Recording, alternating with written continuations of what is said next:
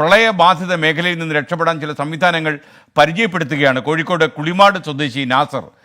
ഇരുവഞ്ഞിപ്പുഴയോരത്തെ വെള്ളപ്പൊക്ക ദുരിതം നേരിട്ട് അനുഭവിച്ചയാളാണ് ഈ നാസർ എന്ന കഥാപാത്രം.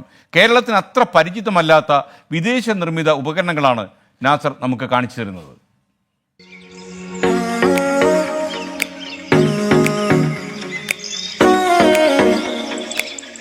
സിംഗപ്പൂർ നിർമ്മിത ഫ്ലോട്ടിംഗ് ടെന്റ് വെള്ളപ്പൊക്കത്തിലാക്കപ്പെടുന്ന പ്രായമായവരെയും കുട്ടികളെയും രോഗികളെയുമെല്ലാം സുരക്ഷിത കേന്ദ്രത്തിലെത്തിക്കാം. തുഴഞ്ഞും ബോട്ടിലും തോണിയിലും കെട്ടിവലിച്ചും ടെന്റ് കൊണ്ടുപോകാം.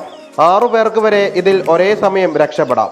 2 പേർക്ക് എടുത്തുകൊണ്ടു പോകാൻ കഴിയുന്ന അങ്ങനെയൊന്നും അറിയാത്ത ഫൈബർ ബോട്ടാണ് മറ്റൊരു രക്ഷാമാർഗം. കപ്പലുകളിൽ ഉപയോഗിക്കുന്ന രക്ഷാ ബോട്ടാണിത്.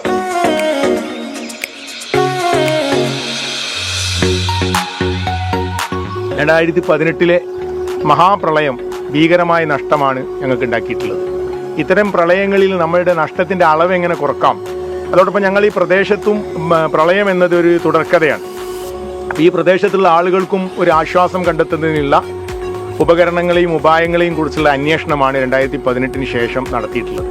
മുന്നറിയിപ്പായി മാത്രമല്ല, വെള്ളപ്പൊക്കത്തിൽ അകപ്പെട്ടതിന്റെ നടുക്കുന്ന ഓർമ്മകളിൽ നിന്നാണ് നാസർ സംസാരിക്കുന്നത്.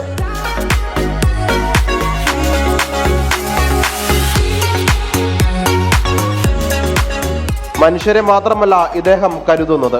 കോഴികളെ വളർത്താനുള്ള ഫ്ലോട്ടിംഗ് കൂട് അങ്ങനെ നിർമ്മിച്ചതാണ്. ജർമ്മൻ നിർമ്മിത വാട്ടർ ആംബുലൻസ്, മലിനീകരണമില്ലാത്ത ശബ്ദം കുറഞ്ഞ സോളാർ ബോട്ടുകൾ, സൈക്കിൾ ചവിട്ടി ടാങ്കിൽ വെള്ളം നിറയ്ക്കുന്ന സംവിധാനം, ഇങ്ങനെ പോകുന്നു നാസറിന്റെ വേറിട്ട ശേഖരം.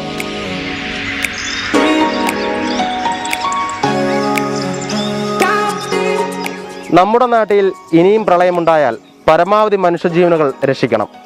അതിനുവേണ്ടിയുള്ള ചെറിയൊരു ചൂടുവയ്പ്പാണ് നാസർ നടത്തിയിരിക്കുന്നത്. കോഴിക്കോട് നിന്ന് പ്രവീൺ ധർമ്മശാലയ്ക്കൊപ്പം സിനോജ് തോമസ്, 24.